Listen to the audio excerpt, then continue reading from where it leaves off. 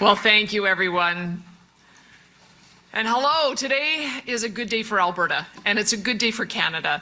It's an honor to be here with Prime Minister Mark Carney to announce a major step forward in unlocking the enormous potential of Canadian energy. And I'm happy to share with Albertans that we'll be signing an agreement today that clearly sets out a pathway to the construction of a new oil pipeline to Asian markets, commencing as early as September 1st, 2027. The proposed West Coast oil pipeline would transport more than 1 million barrels of oil per day. This landmark agreement builds on the collaboration between the federal and provincial governments following the signing of the Alberta-Canada Energy Agreement, which was signed in November of 2025. Our governments have agreed to make targeted changes to our respective environmental policies that will lead to tangible outcomes that reduce regulatory uncertainty and create the conditions necessary for Alberta to significantly increase its energy production and exports to Asian and other markets. Today's implementation agreement also results in Alberta avoiding a significant increase to the federally mandated industrial carbon price, saving Alberta's industry partners approximately $250 billion in compliance costs over the next 2 decades to 2050. Under the new carbon pricing agreement, the industrial carbon price will be substantially lower than the previous federal policy, which would have required a carbon price of $170 per tonne by 2030. The headline carbon price will be substantially rolled back. It'll stay at $95 until the end of this year, and then it will increase to $100 for the next 3 years and reach $130 per tonne by 2035. This gives industry the time and certainty needed to plan, invest, and deliver real emissions-reducing projects without undermining competitiveness.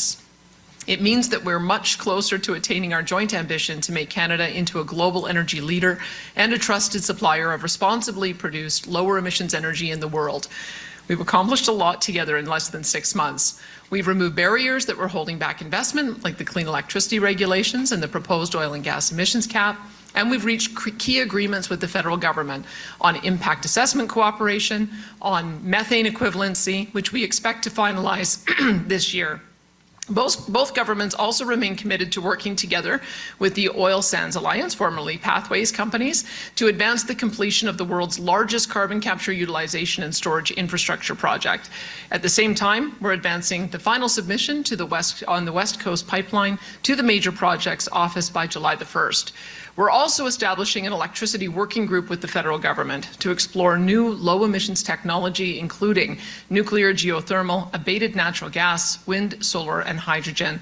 As this work advances, the governments of Alberta and Canada remain committed to respecting constitutionally protected rights, engaging in early, consistent, and meaningful consultation with First Nations, and working with Indigenous communities to support opportunities for ownership and partnership.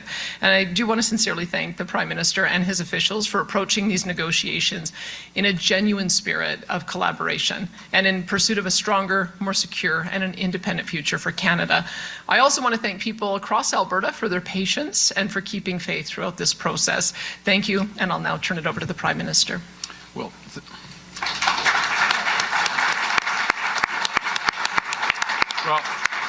thank you. To be clear, I was clapping for the Premier there. I wasn't clapping for myself. I want to thank you, Premier, on behalf of the people of Canada and behalf of my colleagues, both in Parliament and my officials and your officials, for the cooperative spirit and the hard work to get us where we are. As you said, we've accomplished a lot in the last 6 months, and we've accomplished it together, and I think that's the important point. You know, last week, the head of the International Energy Agency, Fatih Birol, visited Canada, and he spoke about the most important commodity in the world, something that Canada has in abundance, something that we're building today, and that's trust.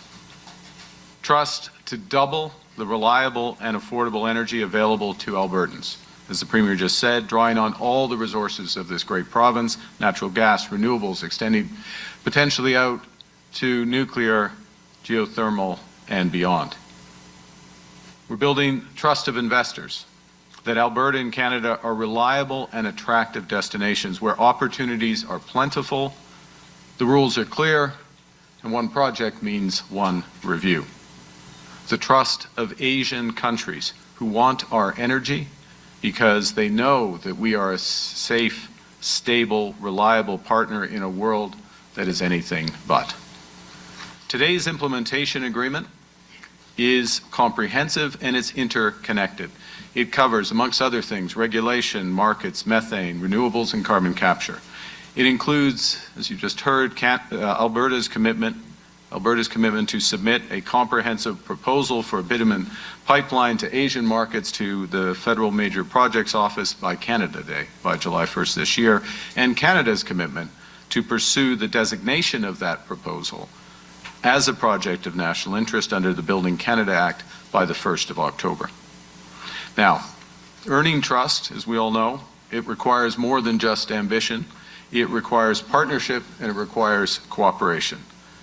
Cooperation that respects our duty to consult and ensures Indigenous economic benefits and opportunities for co-ownership exist in every project. Cooperation that recognizes British Columbians should share in substantial economic benefits from projects that impact them. And cooperation that will create tens of thousands of high-paying, rewarding, not just jobs, but careers across the skilled trades, engineering, and beyond. And today's agreement is also about creating a better world for our kids and our grandkids through major investments that will help put Canada on the path to net zero. Through a methane equivalency agreement that will lower methane emissions from oil and gas by 75% below 2014 levels by 2035. And through carbon markets that work. When we signed the MOU in November, an oversupply of credits had driven prices as low as $20 a tonne, $75 below the headline price. And today, as you've just heard, Canada and Alberta have agreed to create markets that deliver an effective carbon price of $130 per tonne by 2040, with binding annual benchmarks along the way. We will also issue 75 million tonnes of carbon contracts for difference to support major carbon capture, clean energy, other emission reduction projects, with the cost shared equally between us. In other words, we will have skin in the game so that that market actually works. Nous mettons en place un marché du carbone qui fonctionne. Un marché efficace qui offrira aux investisseurs la certitude à long terme nécessaire pour faire progresser les grands projets, développer le secteur énergétique du Canada et contribuer à atteindre la carbone neutralité d'ici 2050. Les énergies renouvelables deviendront plus compétitives grâce à l'accélération des processus d'approbation, à des nouvelles mesures fédérales et des incentives fédérales, ainsi qu'au contrat des différences. L'énergie la plus compétitive est celle qui est à faible coût, à faible risque et à faible émission. And that's the principle behind the Oil Sands Alliance, formerly Pathways, the largest global initiative for carbon capture and storage. And the proposed pipeline depends on that alliance, which will achieve emissions reductions equivalent to taking 90% of the vehicles off Alberta roads while generating over $16 billion in GDP as part of this overall package, which can create up to 50,000 jobs in Alberta and across Canada. Which brings me to Canada. Today is also about building trust in a Canada that works. A Canada rooted in cooperative federalism where we build together, pragmatically and ambitiously to achieve our shared ambitions. A Canada where our differences are strengths to be nurtured and respected, not risks to be managed. A Canada that's strong but good. A Canada that's not just prosperous but fair. Not just for some most of the time, but for all of the time. Let me finish on a personal note. some of you know, I was born in Fort Smith, just north of the Alberta border. I was almost born in Alberta. I was born in the Northwest Territories, but in many ways just not far from the oil sands. And when I was born, the oil sands were a concept, a curiosity to most, a dream to but a few builders.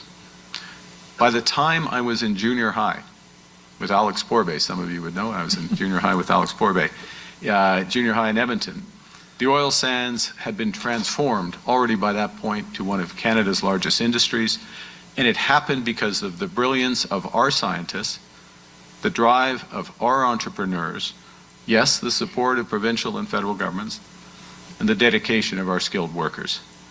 And that's the legacy that we're building on today.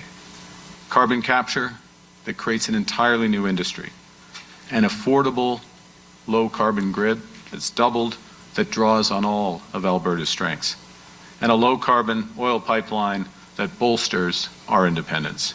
Building big, building fast, building bold again, building with trust, an Alberta strong and a Canada strong for all. Thank you very much. Merci beaucoup.